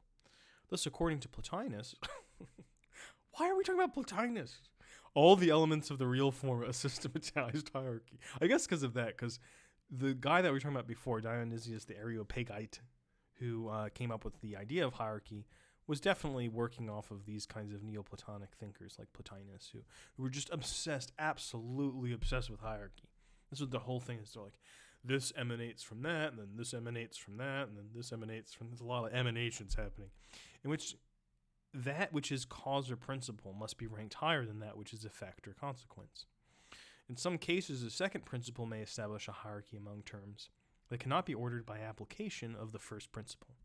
Thus, a hierarchic grouping of the animal genera, by following one principle, may be completed by ordering the species within each genus by following a different principle. So we could order animals and say, which evolved first? We could take all the animal species, or genera, whatever, and say, let's order them in terms of which is prior to each other. Another thing, though, we could also order them in terms of which is the coolest. And it would be a very different ordering. That's not what he means, but okay. Curious applications of this duality of principles can be found in St. Thomas, particularly where he deals with the hierarchies of angels. So we're back to angels. One of the most common principles for setting up a hierarchy is the greater or smaller amount of something. Thus, together with the hierarchies of values based on the preference given to one of these values, there will be true hierarchies based on the quantity of a value. The higher rank corresponds to a larger quantity of the chosen characteristic. Well, when people make these kind of arguments about who's the GOAT, who's the greatest, is it MJ or is it LeBron James? And some people would be like, well, the greatest is whoever has the most rings, most championship rings, baby. And someone else will be like, no, whoever has the greatest is whoever has the most total points. I don't think many people actually have that point of view, but you're like, okay. Or whoever was kind of the best leader or whatever. And so that once you make your hierarchy, you're assuming that that person has a larger version of that. In sports, it can be one of the reasons why sports arguments are both fun and often silly is that those quantities are literally quantified. So it becomes kind of arbitrary. Be like, okay, well, if you think it's the most number of rings, then I guess it is. I guess it's whoever has the most number of rings. What else can you say? But of course, people have plenty to say because there are ideas and meanings associated with that way of quantifying it that one can agree with or disagree with and say, no, the championship isn't. There's all these kind of contingencies that go into trying to win a championship, and who you get traded to, and when you come up, and it's about kind of grit and whatever. People have all sorts of other things they can say. To these quantitative hierarchies, we can oppose the heterogeneous hierarchies. The hierarchic ordering of abstract values that are not ranked quantitatively does not mean that these values are independent of one another. Quite the opposite. We shall see that values are generally considered to be interconnected, and this very connection between them is often the basis of their subordination. For instance, when the end value is deemed superior to that which is means, or when the cause value is deemed superior to that constituting the effect. By any means necessary. The end is very important. For instance. In many cases, however, the accepted hierarchic structure might well have been drawn up by recourse to connecting schemes. But these are not explicit, and we cannot be sure that the hearers are aware of them. For instance, some people will grant that the true is superior to the good in the absence of any explicit statement of the possible basis for the superiority, or of any effort to establish the connection involved in the subordination of one to the other, or even without any indication as to the nature of this connection. But like some people just wilding out, saying that the true is superior to the good. They're like, they have absolutely no basis. So why are they saying that? I have some ideas as to why people might say that unprompted. It's because they have an idea of what a concrete image of the abstract value of the truth. They're like, well, the true is, the true gritty sense of things. I'm a straight shooter, and sometimes the truth hurts, but we gotta stick to the truth. And they like the idea of that, as opposed to like, oh, these kind of good thing. Everything has to be good and soft and nice. No. Maybe that's one. Value hierarchies are no doubt more important to the structure of an argument than the actual values. Talking about wilding out. No doubt. Why do you say that? Most values are indeed shared by a great number of audiences, and a particular audience is characterized less by which values it accepts, by the way that it grades them.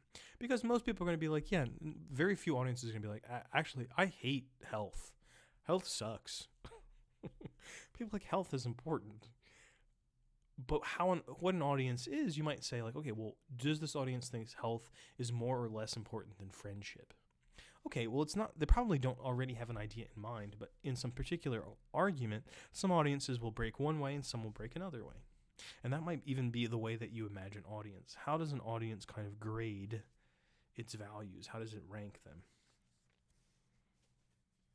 Values may be admitted by many different audiences, but the degree of their acceptance will vary from one audience to another. I feel like there's so much in this book. I really do I am kind of coming around on this book. A hierarchy which should not be disregarded is established by the intensity with which one value is adhered to as compared to another.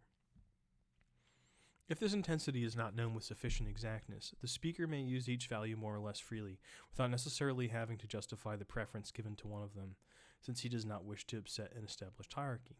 I like how it might be funny to be like, I'm coming around on this. I've assigned it, I wrote on it. Like, are you sure you're coming around to it? You seem pretty sold. But no, I'm still on the fence. But this situation is rather exceptional. In most cases, not only are the values adhered to with different degrees of intensity, but the audience admits principles by which the values can be graded. Many of the philosophers dealing with values have failed to draw attention to this point.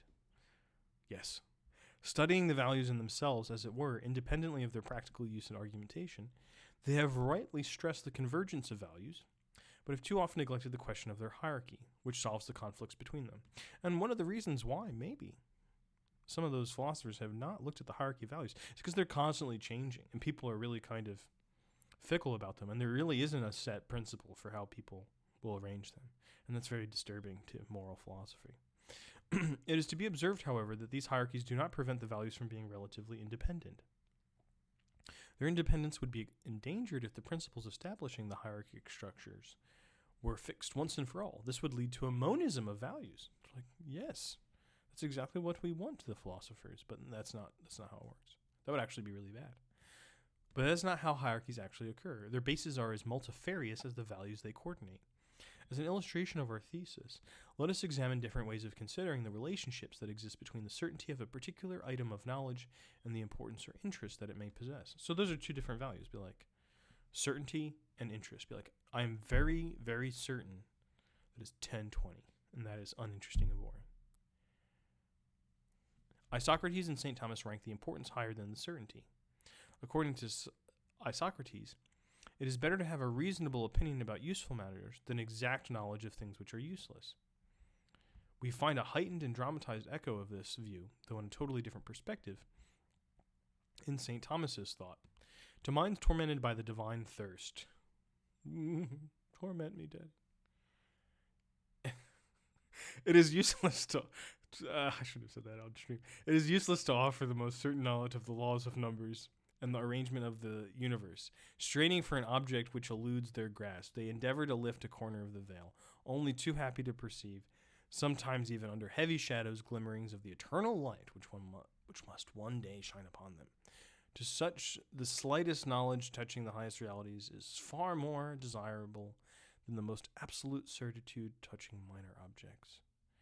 Something about reading Thomas Aquinas, it makes me thirsty for something else.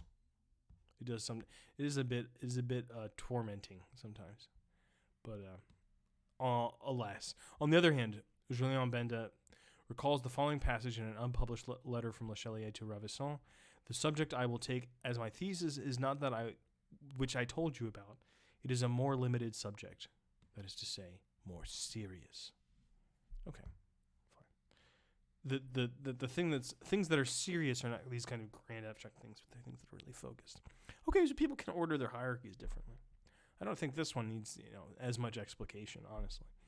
The reason why one feels obliged to order values in a hierarchy, regardless of the result, is that simultaneous pursuit of these values leads to incompatibilities, obliges one to make choices. This is indeed one of the basic problems confronting almost all scientists. As an illustration, we may cite as an observation made by researchers in the field of content analysis, which aims at objective, systematic, and quantitative description of the actual contents of any sort of communication. These people are so hilarious. Yeah.